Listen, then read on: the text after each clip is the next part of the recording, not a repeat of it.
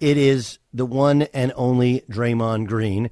And the kerfuffle he had with Domantas Sabonis last night in the Kings' victory over the Warriors. Now, look, you can sit here and go, hey, I don't even know if they would have played Draymond Green down the stretch because Draymond's not as good as he used to be. And that would be, on some levels, fair, but also the truth is that not having the option to play him changes your team dramatically, right?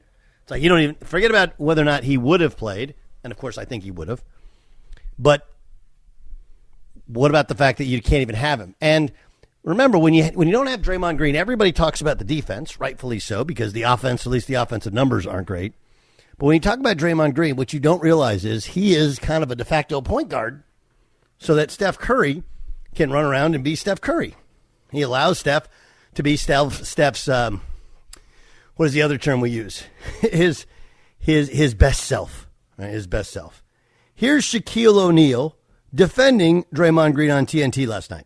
I did the same thing. I really would. Don't be grabbing me because what am I going to do? Like if I stay there and just try to run forward, I'll fall. You got to get them up off you. And if you're up off you and you're in the way, you might get stomped on.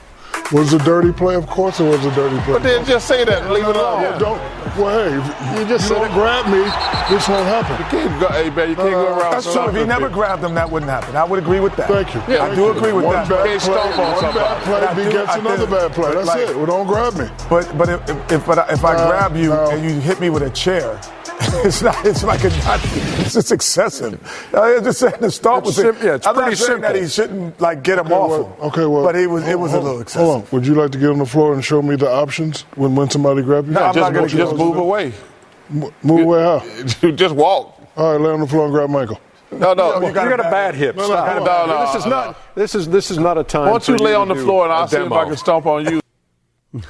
and then they go into their usual TNT self. My take on it is pretty simple.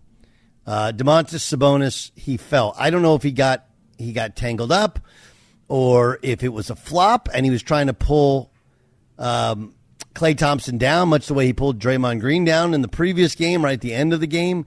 But Domantas Sabonis falling triggered all this. Then he grabbed Draymond's leg. Now, it's very reasonable to go, hey, Sabonis grabbed his leg because he thought he was going to get trampled, and that was the nearest foot, and he just kind of grabbed it and hung on for dear life. And it's reasonable to say that Draymond Green wasn't trying to stomp on him or step on him. He's trying to shake his leg free, step up and step over. Like all of that, the problem with it is it's Draymond Green, like reputation firmly established. He doesn't get the benefit of the doubt, and we all know that. And then he doesn't help himself with the WWE theatrics, standing on top of the of press row, welcoming in all of the different and calling dudes who are yelling at him from the stands the P word. Like, what are you doing? You're going full wrestling heel after getting thrown out. And, oh, yeah, by the way, your team needs you at the end of the game. I didn't say it's fair, but instead of saying, hey, go to the replay and see what happened, you're going full heel.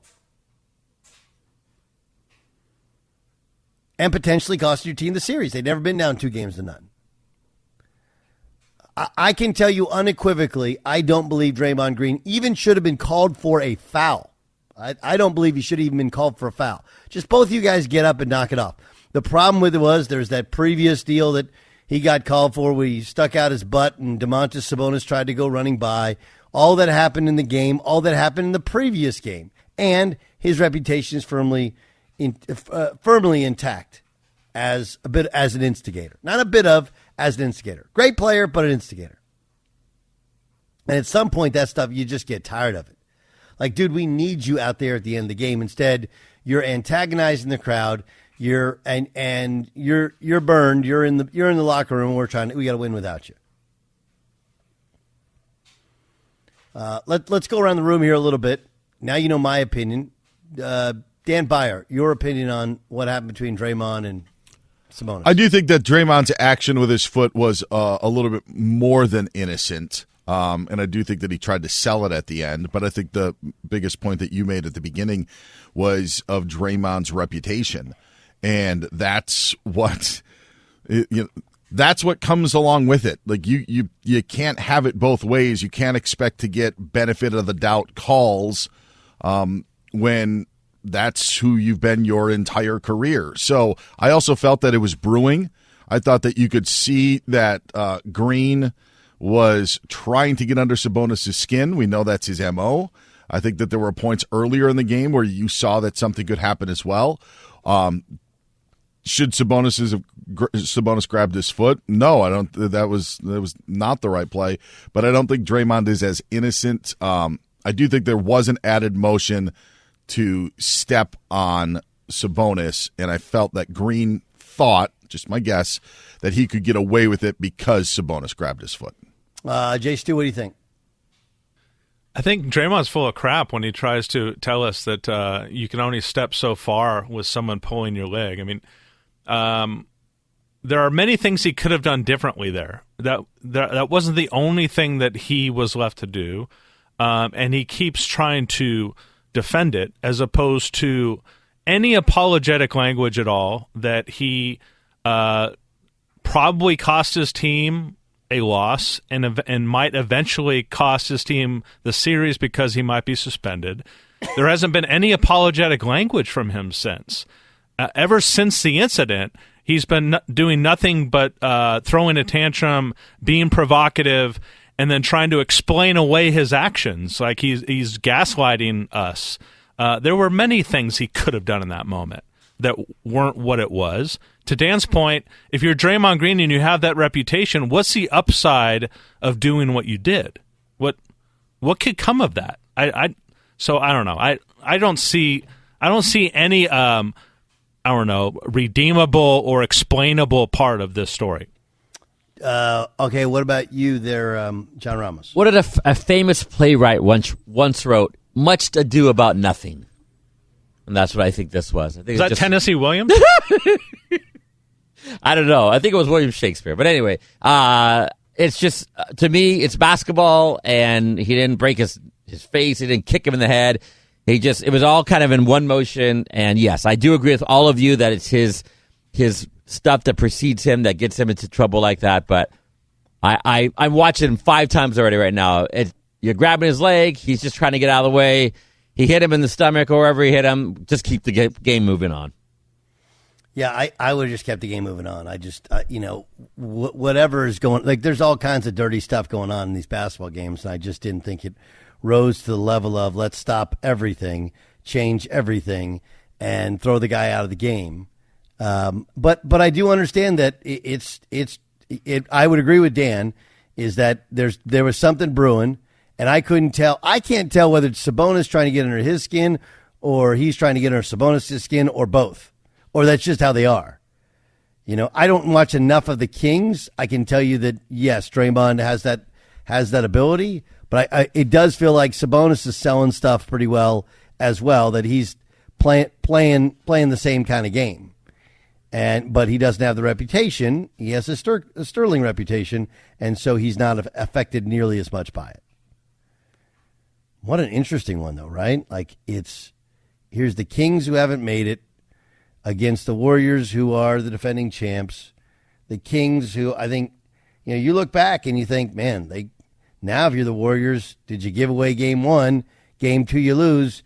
Now it's not the next one. It's the next 2 games are ridiculous. If you can win the next 2, you can take, obviously, a big sigh of relief, and you think all right with the world. But, I mean, game 3 is a gigantic, gigantic game. Potentially the end of the era. The end of the Draymond Green era. And then I think that's maybe the bigger question, is that if the Warriors don't win a championship, or maybe even if they do, but if they don't win a championship, are these the bricks laid, or the foundation laid to eventually move on from Draymond Green? And, oh yeah, by the way, is that what the Lakers really need at the price that he wants to command? As it's been long rumored that he's the guy the Lakers want to go after. That's what they need? I think, Doug, I think it is the end. Even if Golden State comes back in the series, doesn't this series kind of shed light of what is in store? I know Sacramento doesn't play any defense, but just in terms of personnel of like Golden State needs to hit refresh, and so there are pieces that are going to be needed to move on. Like there's, you put Wiggins on De'Aaron Fox last night. But then, Malik Monk's doing his thing. There's a lot coming at you with Sacramento, and I think it just reflects just really where Golden State probably does need to make changes. Yeah, the guy who's struggling, who got the newest contract, was Jordan Poole. And you're like, man, that does not look like money well spent. Right now. Just does not look like money well spent. And I think a lot of people kind of fell for it, and that some of those stats were accumulated when Steph was out and they weren't really competitive to try and win games. Do you think that because Draymond and Clay pre-injury were so good on defense that, there were times where teams would just go after Steph. Do you think that the Warriors just thought like, oh, we'll just do the same thing we did before with, Jordan Poole. We'll figure everything else around it. And since he may not score as much, but, we'll figure it out. Like yes and no. Do I think you get a little arrogant thing figuring you can fix guys and you can build things around them? Sure. But I also think that they're probably like, hey, look, dude, we're doing reality. There's other guys we'd love to have, but we'd have to give up something else that we love. And so considering we already got the guy, like let's do the best of what we got. And that's why last year they tried to stay away in the playoffs from Jordan Poole and Steph being on the court at the same time. He's not a good passer, decision maker, and he's not a good defender. There's other things he does really, really well. But those things get exposed more in the playoffs. They just do.